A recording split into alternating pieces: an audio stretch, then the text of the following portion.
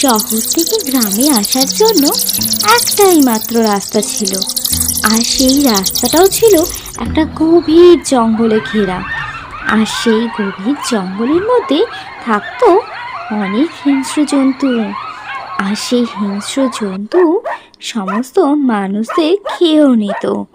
এইভাবেই দেখা গেছে যারা আসতো তাদের মধ্যে অনেকেই ওই হিংস্র জন্তুর হাতে মারা পড়তো। কিন্তু উপায় কি? এই রাস্তা ধরেই আসতে হবে, তাই সেখান দিয়ে খুব সাবধানেই যাতায়াত করতে হতো। আর একবার দুই বন্ধু মিলে শহর থেকে গ্রামে তাদের নিজেদের বাড়ি ফিরছিল। তারা ভীষণ আতঙ্কে ছিল যে কখন কি বিপদ হয়ে যায়, তাই চারপাশটা ভালো করে নজর রেখে আস্তে আস্তে তারা সেখান দিয়ে পার হচ্ছিল। এরপরে তারা পৌঁছে যায় জঙ্গলের একটু শেষ প্রান্তে। সেখানটা কোনো রকমে তারা পার করে যায় নির্বিঘ্নে। কিন্তু তারপরেই যখন একটা জায়গায় পৌঁছায় সেখানে তারা শুনতে পায় কেউ যেন পিছন থেকে একটা গর্জন করছে। তারা নিজেদের মধ্যে তখন আলোচনা করতে থাকে। বন্ধু, তুমি কি কোনো কিছুর একটা শব্দ শুনতে পাচ্ছ? আমাদের তো এখনো অনেকটা পথ যেতে হবে। কি করি বলো তো, খুব তো ভয় করছে। না বন্ধু, তুমি এত চিন্তা করো না, কিচ্ছু বিপদ হবে না আমাদের। আমরা দুজন যখন একসাথে আছি তখন আমাদের কে কি করবে বলো তো? তারপর তারা হঠাৎ করে শুনতে পায় সেই বীভৎস আওয়াজটা যেন খুব কাছাকাছি চলে আসছে। তখন দুজনেই খুব ভালো করে জিনিসটা লক্ষ্য করতে থাকে।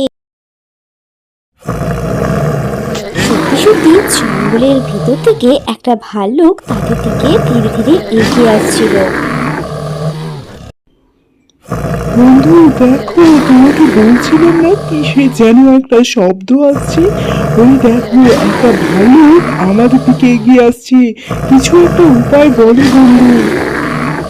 সামনে তো নদী পড়ে গেছে, আর এইভাবে গভীর জঙ্গলের মধ্যে দিয়ে আমরা তো দৌড়েও ওর সাথে পারবো না। কি করা যায় বলো? বন্ধু চলো, কোনো চিন্তা করো না, আমরা ওই সামনের গাছটার উপর উঠিয়ে বসে থাকি। তাহলে ভাল্লুক আমাদের অতটা দেখতেও পাবে না, আর অত কিছু করবে বলে মনেও হয় না। চলো তাড়াতাড়ি করে আমরা ওই গাছটায় উঠে পড়ি। তখন আরেকজন কাঁদো কাঁদো গলায় বলল, কিন্তু বন্ধু, আমি তো গাছেই উঠতে পারি না। আমি কি করি? চলো না, অন্য কোনো উপায় বলো। আমি কিছু জানি না বাবু, আগে নিজে তো বাঁচি। তুমি দেখো তুমি কি করবে, আমি গাছের উপর চড়বো। এরপর একজন বন্ধু তাড়াতাড়ি করে গাছের উপর উঠে গিয়ে বসে পড়ল। তাড়াতাড়ি করে গাছে উঠে গিয়ে আড়ালে দেখতে থাকলো, আর গাছের অনেকটা ভিতরে ঢুকে গেল যাতে ভাল্লুক তাকে দেখতে না পায়। আর অন্য একজন বন্ধু নিচে দাঁড়িয়ে খুব কষ্ট পেতে লাগলো। তবে তার হঠাৎ করেই মনে এলো কে যেন তাকে বলেছিল ভাল্লুক নাকি মরা মানুষ ছুঁয়েও দেখে না। আর সেই কারণে সে সঙ্গে সঙ্গে ভাল্লুক কাছে আসছে এগিয়ে দেখেই তাড়াতাড়ি করে মরা মানুষের মতন শুয়ে পড়লো। তারপর সেখানে চলে আসে সেই ভাল্লুকটা। আর ভাল্লুকটা এসে দেখে যেন একটা মরা মানুষ শুয়ে আছে। সে তাও তার সামনে গিয়ে ভালো করে ঘ্রাণটা পরীক্ষা করে। আর তারপর যখন দেখে যে মরা মানুষ রয়েছে তখন সে তাকে ফেলে দিয়েই চলে যায়। ভাল্লুকটা চলে যাবার পরেই প্রথম বন্ধু গাছ থেকে নেমে আসে, আর তারপরে তাকে জিজ্ঞাসা করে, আচ্ছা, ভাল্লুক তো তোমার একেবারে কানের সামনে এসেছিল, তাও তো তোমাকে কিছু করলো না। তাহলে তোমার কানে কানে ভাল্লুক কি বলছিল গো? ভাল্লুক আমার কানে কানে বলে গেল, বিপদের সময় বোঝা যায় প্রকৃত বন্ধু আসলে কে। প্রকৃত বন্ধু যে হয় সে বিপদে সুখে সব সময় পাশে থাকে। এই বলে সে একাই মনের দুঃখে তার বাড়ির উদ্দেশ্যে রওনা দিল।